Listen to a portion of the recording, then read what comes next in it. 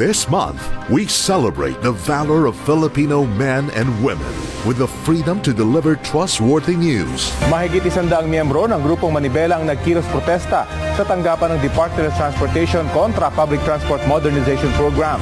Naiuwi na sa Pilipinas sa mahigit 170 Pilipinong pilit na pinagtrabaho sa ilang scam hub sa Myanmar. Recognize the resilience of the Filipino spirit. Gusto ko maging ganun yung anak ko in the future. Siya yung maging hope sa ibang bata. Kasi mararamdaman mo naman sa katawan mo kung kaya mo, hindi. Saan kung mahid lang na tuloy pa rin ang pagtitinda ko. With bold and brand new programs and specials. Sino itong anak na sinasabi mo po na nagtayo ng bahay? Duque thought about it. He has some room. Gets it in.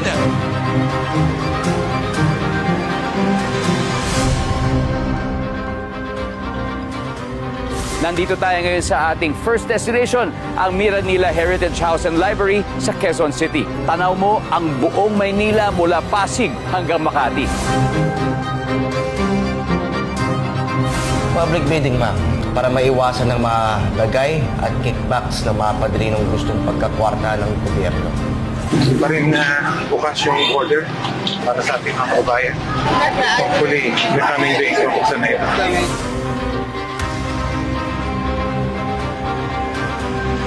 Yung tinatawag na cabin is crystal cabin kasi kita nyo glass yung sahig kaya kitang-kita. Wow.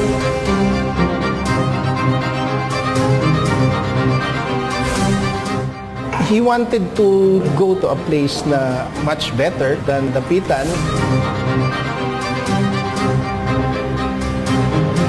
All this month on your most trusted news channel, GMA News TV.